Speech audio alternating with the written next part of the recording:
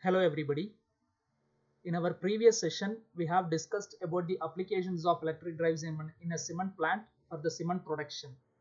In this session, let us discuss about the speed control of electric drive in a cement plant. Please subscribe our RV YouTube channel for instant notifications and updates. Please press the bell icon. After watching this video, if you like this video, please like it, share the video and comment on it. Now let us move on to the speed control of electric drive in a cement plant. This is our block diagram of cement plant by which we have produced the cement in our previous session.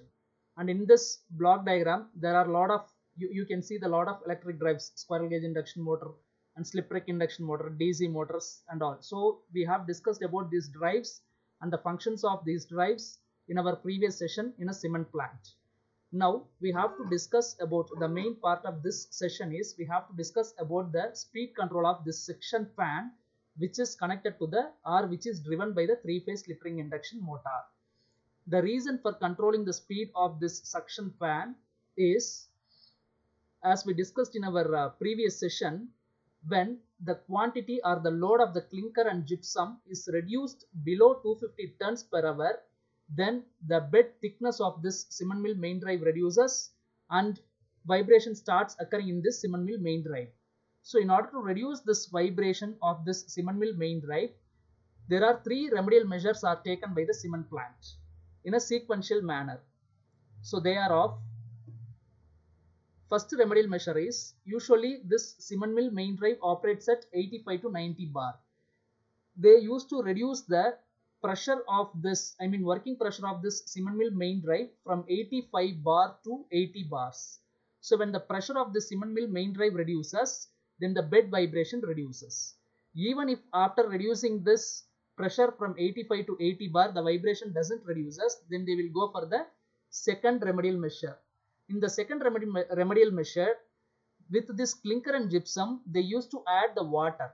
When the water is added with clinker and gypsum, the thickness of the bed increases and the vibration of the cement mill main drive reduces. Even if after the water is added with this cement and cement mixture of clinker and gypsum, the vibration is not reduced, then they will go for the third remedial measure in which they try to reduce the speed of the suction fan.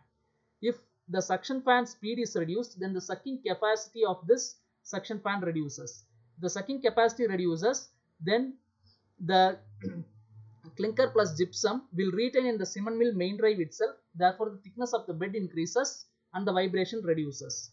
So these are all the reasons and the remedies we have discussed in the previous session. Just I have made a recap of those reasons and remedies. So now let us see how the speed of this suction fan, which is driven by a three-phase slip ring induction motor, is reduced.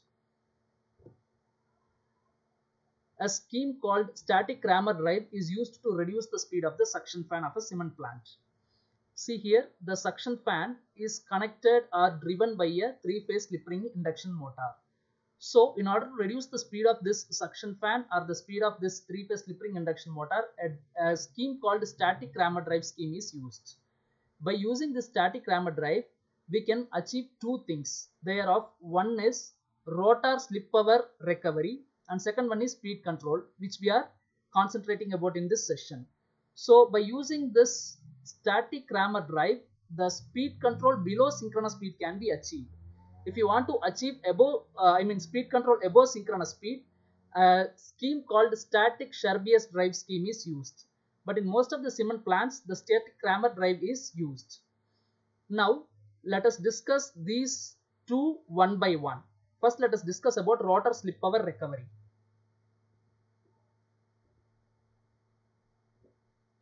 So first, let us know what is slip power. Air gap power between stator and rotor, which is not converted to mechanical power, is called slip power. This is our three-phase induction motor, and this is the stator part of the three-phase induction motor, and this is the rotor part of the three-phase induction motor. This is the air gap between the stator and the rotor. Usually the function of a motor is to convert electrical input energy into a mechanical output power. Usually the entire air gap power, that is which is present between the stator and the rotor, will not be converted into the mechanical power. That means, for example, if you have a 5 kilowatts of air gap power between the stator and the rotor, this entire 5 kilowatts of air gap power will not be converted into the mechanical power. Maybe some 4 kilowatts may be converted into the mechanical power, and remaining 1 kilowatts of the air gap power will not be converted into the mechanical power and will be wasted. So that wasted air gap power which is present between the rotor and the stator is called slip power, or otherwise the air gap power which is present between the stator and the rotor which is not converted into the mechanical power is called slip power.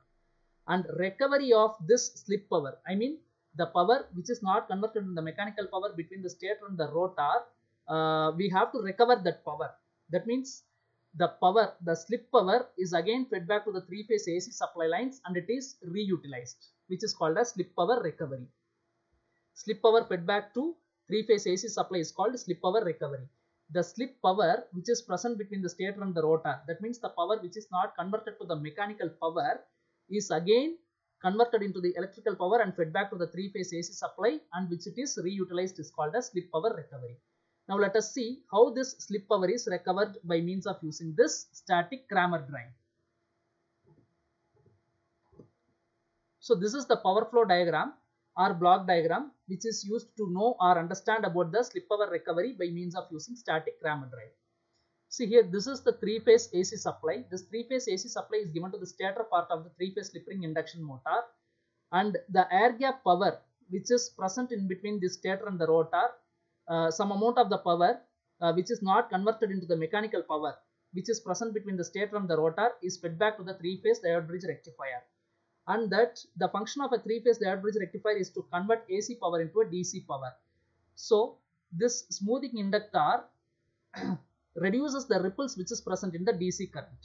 This three-phase line commutator inverter converts the DC power into the AC power, which is again fed to a three-phase transformer. The function of this three-phase transformer is to make the voltage magnitude of this three-phase line commutator inverter equal to the voltage magnitude of the three-phase AC supply, and which it is fed back to the three-phase AC supply and which it is reutilized. So in this way, the slip power is fed back to a three-phase AC supply and it is recovered. See, the air gap power which is not converted into mechanical power is called slip power. That slip power is fed back to the three-phase diode bridge rectifier, and this three-phase diode bridge rectifier converts that air gap electrical power into a DC power, and which it is the smoothing inductor reduces the ripple current which is present in the DC power, and this DC power is fed to a three-phase line commutator inverter. The function of a three-phase line commutator inverter is to convert DC to AC. So this DC power is converted into AC power, again which it is fed to a three-phase transformer. The function of this three-phase transformer is to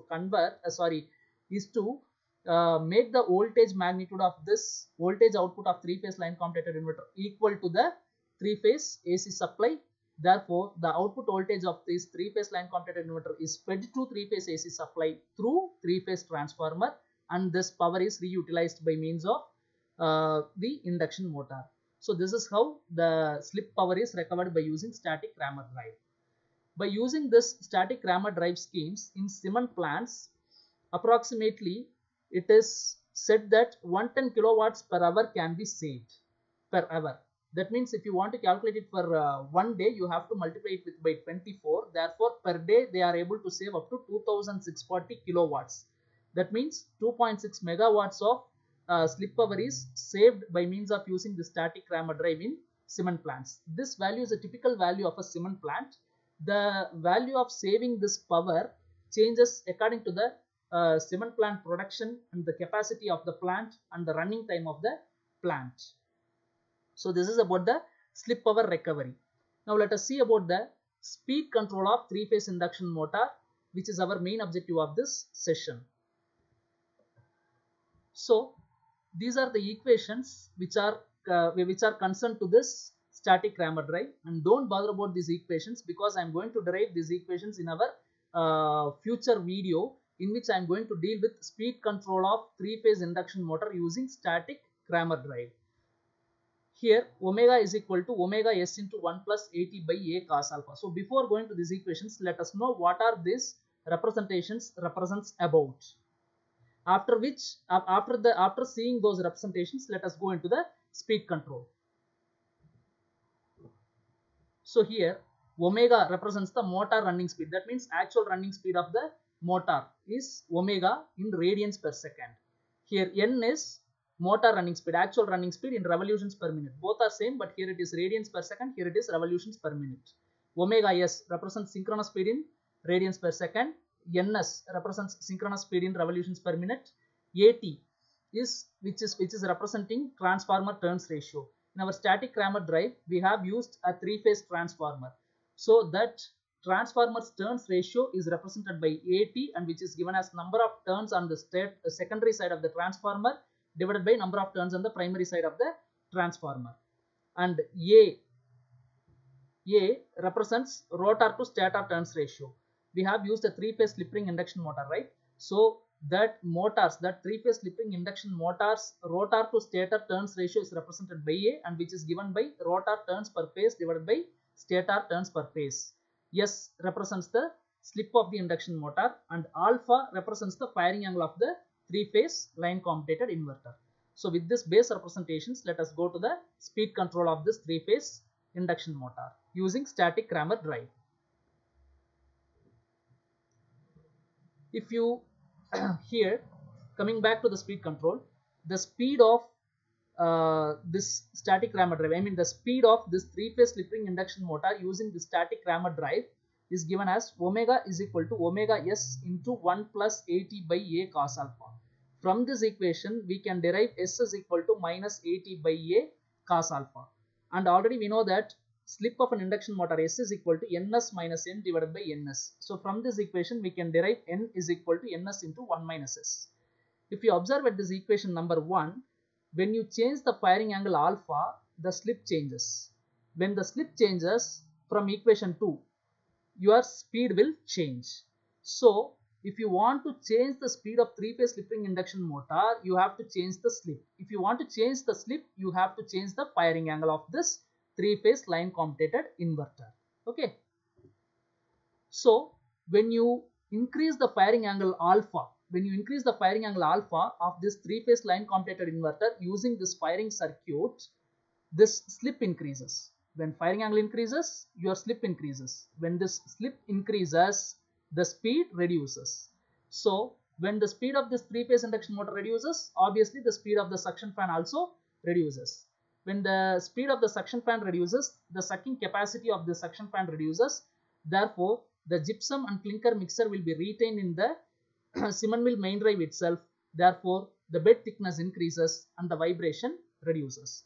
So this is how the speed control of a suction fan connected with a three-phase slip ring induction motor is controlled in a cement plant using a static Cramer drive. And the firing angle alpha of this three-phase line commutated inverter should be operated between 90 and 180 degrees. But practically it will not be like that. It will be operated between 90 and 160 to 165 degrees. The reason I will explain you in the future video when I am going to derive with this. When I am going to deal with the speed control of three-phase induction motor using static Cramer drive, and in which I am going to derive this equations also. So this is how a speed control of a suction fan drive in a cement plant is decreased using static Cramer drive. In our next session, we are going to see about equations governing motor load dynamics and steady state stability of an electric drive. Thank you.